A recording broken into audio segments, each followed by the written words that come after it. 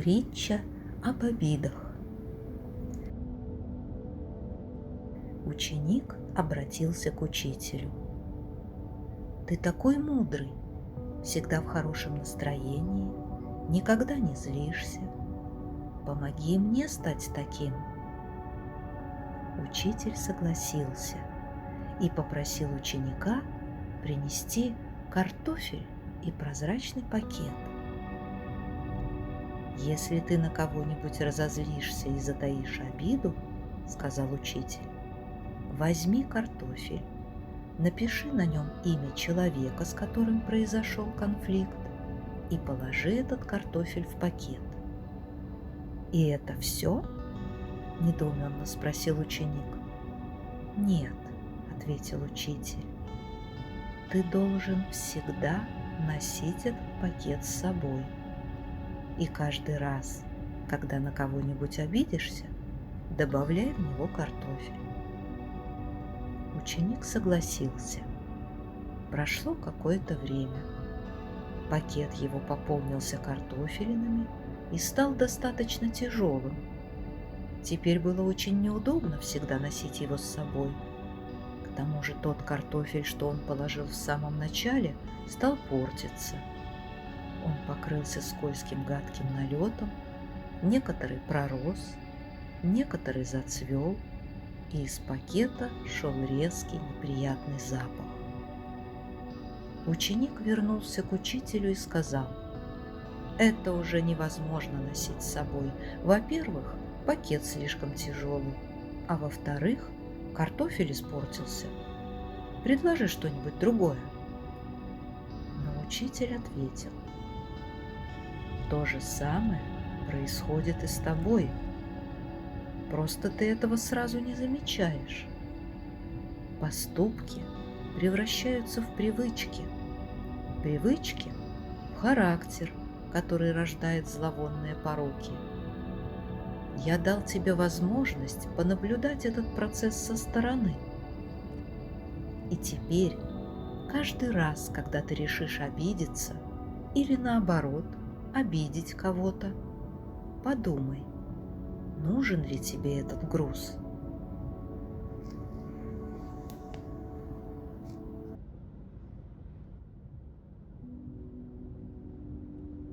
Притча о рыбаке.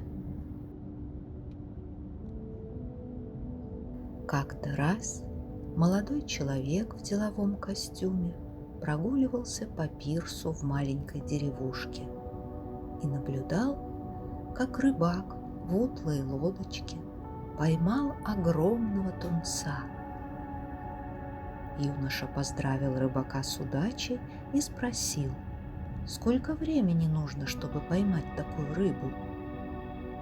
«Пару часов, не больше», — ответил рыбак. «Почему же ты не остался в море дольше и не поймал еще несколько таких рыб?»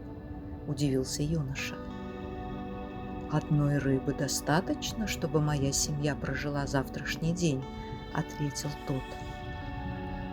«Но что же ты делаешь весь оставшийся день?» — не унимался молодой человек.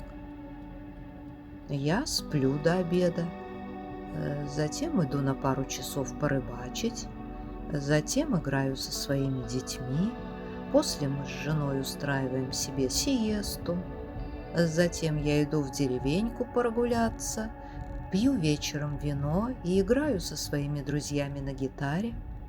Я наслаждаюсь жизнью», — объяснил рыбак. «Я выпускник Гарварда», — сказал юноша. «Ты все делаешь не так.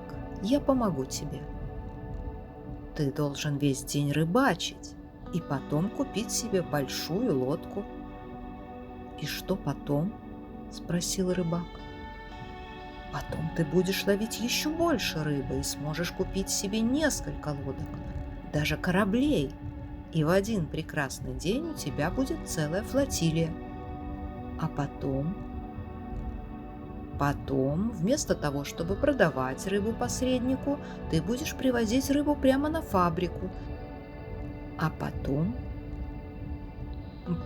ты оставишь эту богом забытую деревушку, переедешь в большой город И, быть может, однажды ты станешь хозяином огромного офиса. И сколько все это займет времени? Лет 15-20. И что же потом? А потом, рассмеялся юноша, потом наступит самое приятное. Ты сможешь продать свою фирму за несколько миллионов и стать богачом. А потом? Потом ты сможешь перестать работать, переедешь в маленькую деревушку на побережье, будешь спать до обеда, немного рыбачить, играть с детьми, устраивать сиесту с женой, прогуливаться по деревне, пить вино по вечерам, играть со своими друзьями на гитаре, то есть делать все то, что я делаю уже сейчас. С улыбкой закончил рыбак. Путь к счастливой жизни может быть гораздо короче, чем многие думают.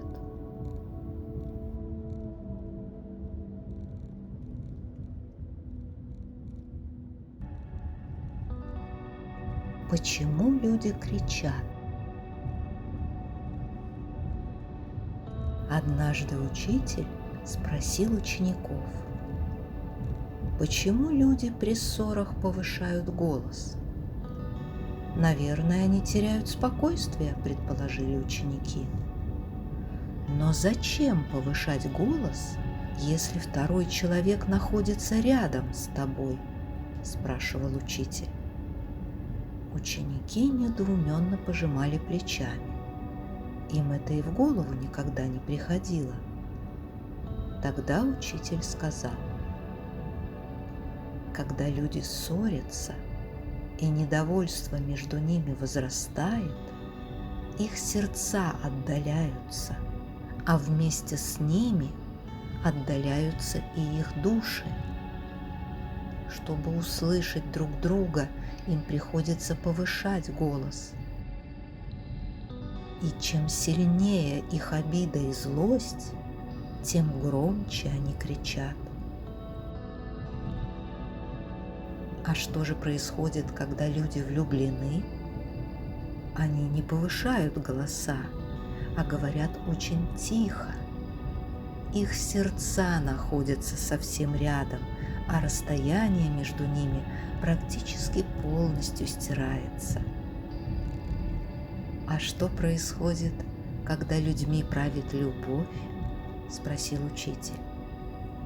«Они даже не говорят, а только перешептываются. А иногда и слов не нужно, их глаза говорят обо всем.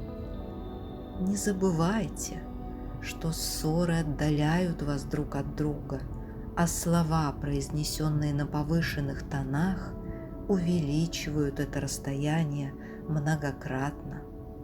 Не злоупотребляйте этим, потому что настанет день, когда расстояние между вами увеличится настолько, что пути обратно вы уже не найдете.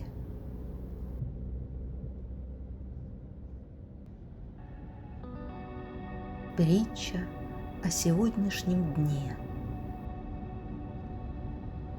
Мудреца однажды спросили, что больше всего его изумляет.